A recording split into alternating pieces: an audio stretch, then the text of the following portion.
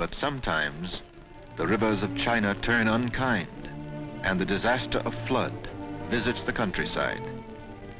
In the past, millions of lives and billions in property values have been destroyed by the waters. But in the future, modern engineering will control these rivers for the safety and the service of the people. This is just another of the many big tasks of peacetime for which the government and people are now preparing, even while they carry on the long, bitter struggle for freedom.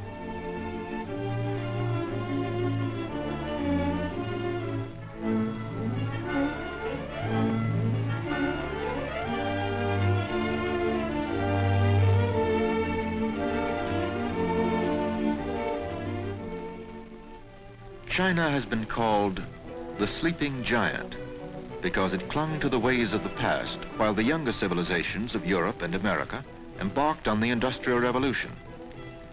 But in the years following 1911, when the reign of the Manchu emperors was ended, China began to relax its old rigid tradition of farm and village culture and to emerge into the modern world.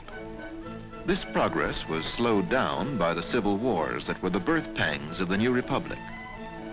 But the Industrial Revolution had begun, and the Chinese were showing a natural aptitude for the use of the machine. The great seaport of Shanghai was a center of this new industrial life. Shanghai was first attacked by the Japanese in 1932, a year after their seizure of Manchuria. And from then on, the Chinese worked rapidly to build the wealth and the productive power which they knew they would need to withstand the inevitable assault on China proper.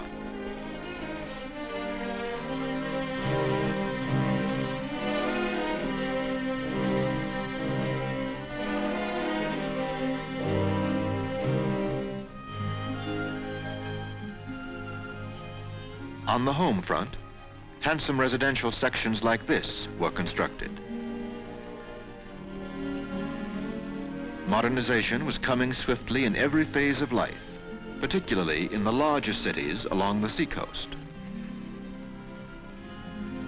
Strange new scenes for ancient China. Public health clinics were opened. The best of modern medicine came to China and was welcomed by government and people. Popular education was spreading. Young China was going to school. James Yen, who had studied in America and gone home to China, started his great mass education movement. Working with the government, he devised a sort of basic Chinese from his country's complicated picture language. And even young children found they could master this. After they learn the shapes of the characters, the actual writing is greatly simplified. This pretty little girl seems to be having no trouble. China was building strong minds and strong bodies, aware of the importance to the nation of a vigorous and informed youth. Here's a young fellow who means business.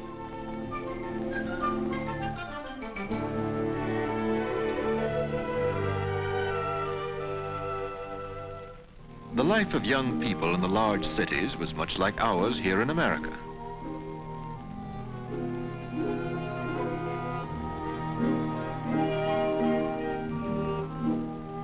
It was for China a renaissance, a swift but ordered march into the modern world, a remarkable achievement for a people that had always held the ways of the past in deepest reverence. Here are examples of the young men and women the colleges were producing, fine representatives of new China, studying the arts of peace. But peace was not on the program of the ambitious rulers of the island empire across the China seas. Suddenly, in 1937, the Japanese struck on a vast scale, and China's battle for its life began.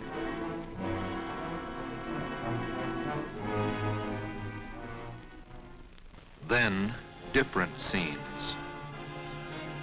Defenseless, unoffending people fleeing from the horrors of total war.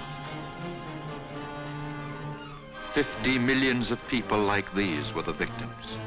Up and down the land of China, they were driven from their homes, separated from their loved ones, and each one who survived had a story of terror and death to tell.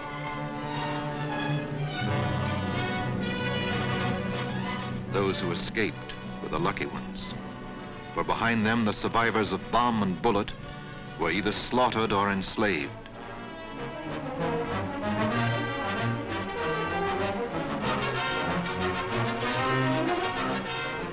China had so many Coventrys, so many Liebitzes, that it long ago lost count of them.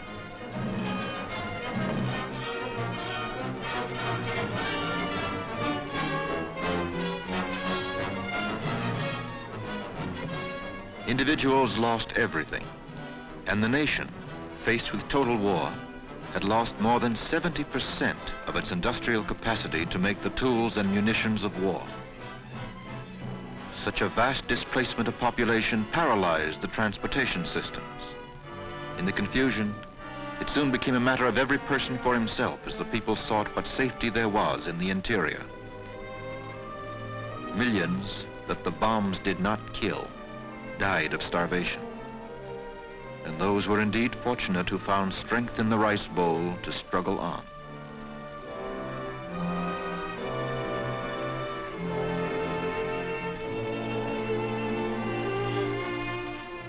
These are China's orphans, the orphans of the war.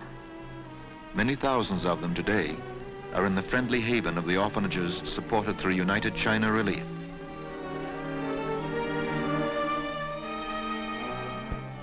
Thus began the greatest mass migration in modern history. Millions of people took to the roads and the hills rather than stay at home and bow their heads before the invader. They came flocking into the undeveloped interior, where there was no work for them, where there were appalling scarcities of goods and food. Out of this bitter necessity came a brilliant plan and program, today known all over the world as the Chinese Industrial Cooperative Movement.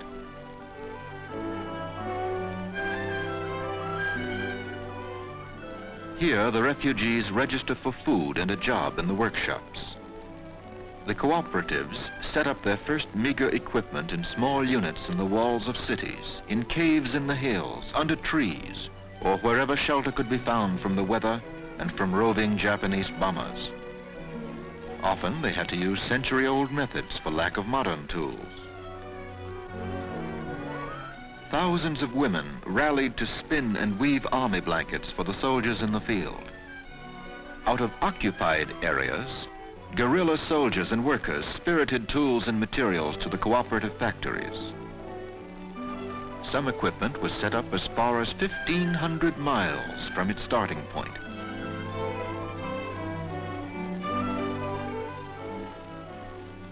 Soon new types of machines were produced that could be used by the cooperatives under emergency conditions.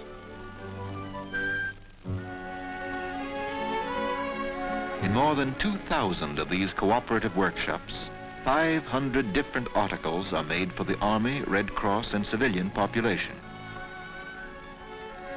Thus, many refugees of China who had lost everything, even hope itself, were blessed with the gift of work and the chance to help their country win its fight for freedom.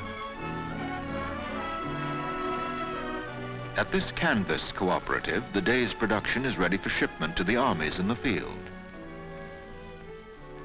The mule train starts out on its overland journey to the front lines. Medical supplies for the hospitals and first aid stations are prepared, and surgical dressings for the wounded. The Red Cross takes on the cargo, and in the battle zones, nurses bring in the wounded from the field. Seldom do they have anesthetics or sulfa drugs, but they do with what they have. Here is a retreat for soldiers who have been wounded or disabled in action. These patients have rejoined the fight on the production front. Millions of young men like these have given their lives for the defense of China. Millions of young men. No other nation has paid a greater price for freedom.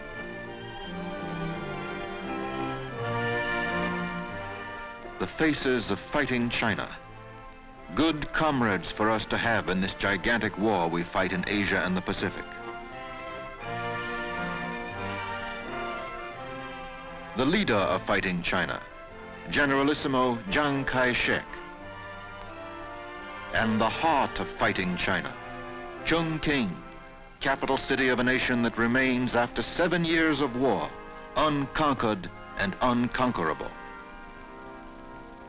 3 times the bombs have leveled nearly every building here, and each time a new Chongqing has sprung from the terror and the ruin and the ashes and carried on the fight. Yes, Chongqing still stands by the Yangtze, a vibrant symbol of the millions and millions of China who fight the good fight with us and who will keep the faith with us in victory and in peace.